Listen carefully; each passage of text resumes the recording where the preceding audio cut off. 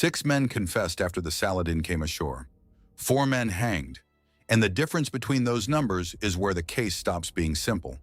The confessions did not arrive as clean truth.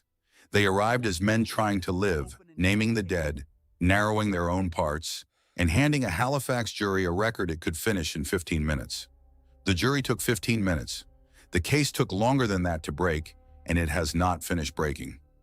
Saladin was a British barque of roughly 550 tons, and in February 1844 she was running the kind of cargo that made men think. Contemporary press reported copper, silver bars, specie, guano, and about 14 hands aboard when she left Valparaiso bound for Britain. The precise count of bars and coins varied from one newspaper to the next. What the sources agree on is simpler. She sailed heavy, and the men aboard knew it. A ship carrying copper and silver across the Pacific and up the Atlantic is not hauling freight in any ordinary sense. It is transporting a decision someone will eventually have to make. The records show she was worth taking. The records also show she was taken. George Fielding was not part of the crew. He is in the record as a passenger, and behind that status sits a history the surviving papers allow only an outline. His own vessel had been lost after a failed smuggling venture, and he came aboard Saladin as another captain, reduced to living on another man's quarterdeck. That detail is the hinge of the entire case. A man who has commanded a ship does not stop knowing how ships are commanded. He stops having the legal right to do it. Fielding had been a captain. He had given orders that moved men and vessels and money.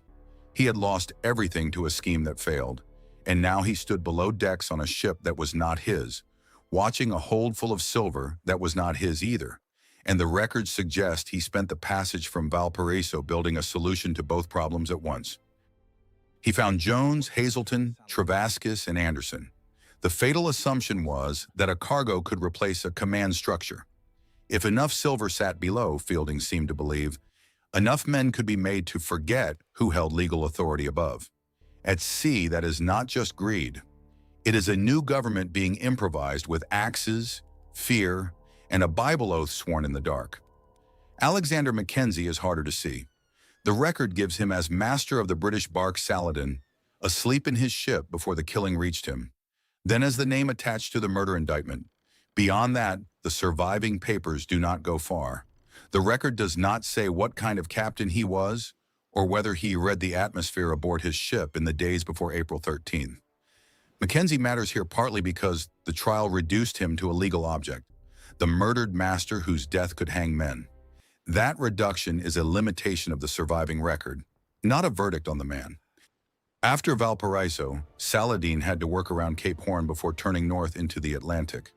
Whatever began aboard her could run for weeks before any port, magistrate, or ship owner received news that the ship had changed. The ocean was insulation. The court record points to the night between April 13th and April 14th as the point of no return.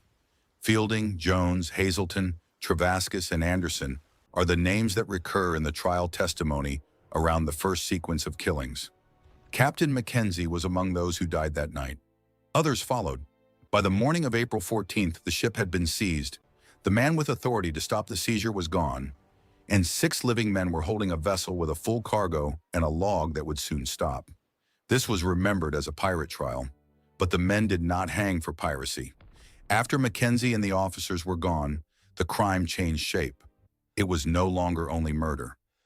It was possession of a British vessel on the high seas, her cargo, and the weeks between her and any port that might ask questions. Piracy named the seizure.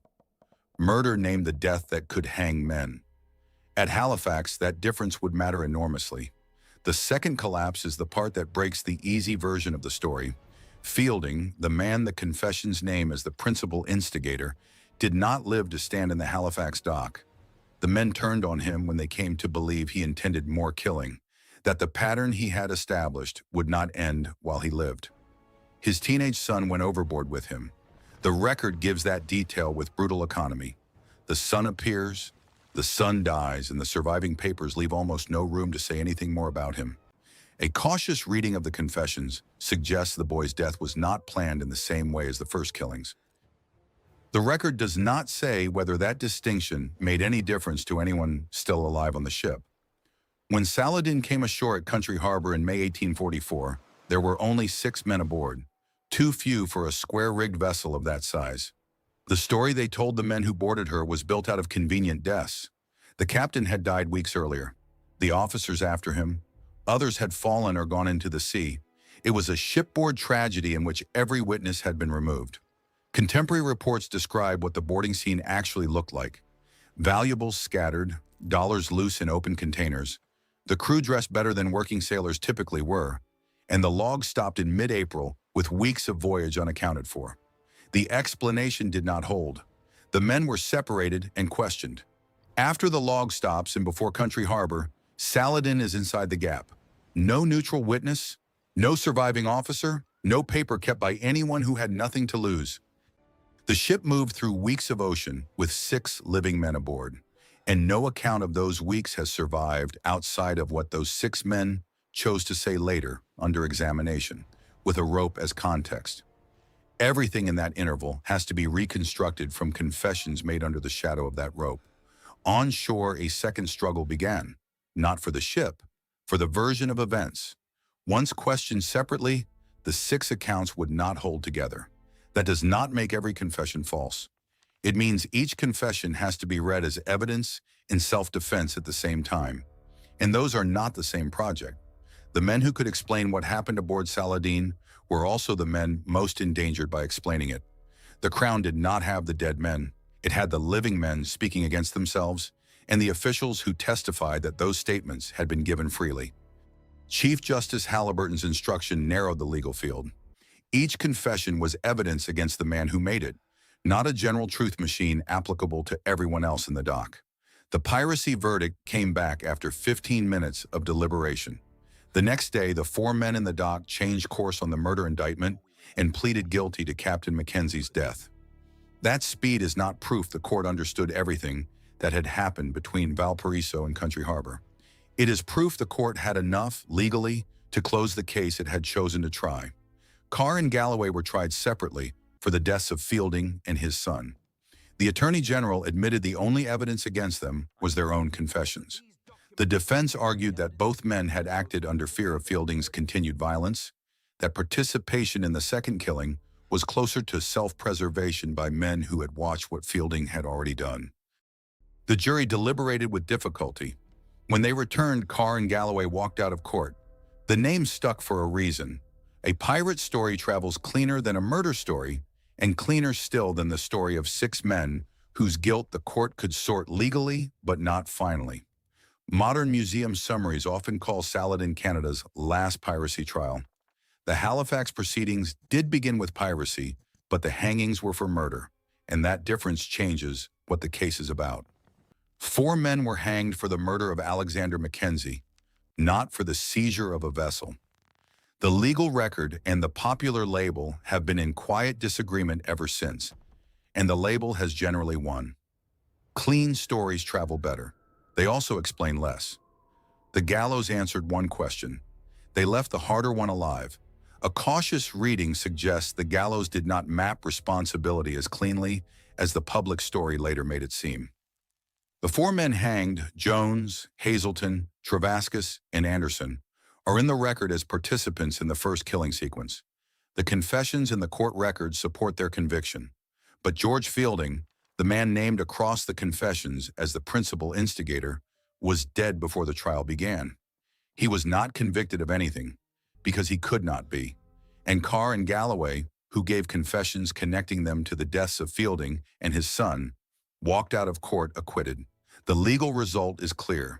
The human accounting it produced is not the same thing as the legal result, and treating them as identical is where the case begins to look simpler than it was. My read is that Halifax answered the question a court was built to answer. Had these defendants admitted enough to satisfy a legal conviction? On that question, the proceedings were efficient. 4 men had confessed to actions that established murder. The court found them guilty. The sentence followed. I read the second question as the one the trial was never designed to answer. When every man who can speak about Saladin is also a man bargaining with what he chooses to say, a confession stops being simple testimony. It becomes a document of survival. The record does not say who told the least self-serving version. It does not let us hear Mackenzie. It barely lets us hear Fielding's son at all. The only voices left are compromised voices, and that is not a flaw to hide. It is the case. The hangings made a public ending. They did not make a clean explanation. 4 bodies satisfied the sentence the court had passed. 6 confessions have been pulling against each other in the surviving record ever since. The confessions agreed where they needed to agree and diverged where each man needed room. The court used what they gave it and closed the legal question. What the confessions did not give, and what no court could compel, was a version of those weeks aboard Saladin that belonged to no one's survival.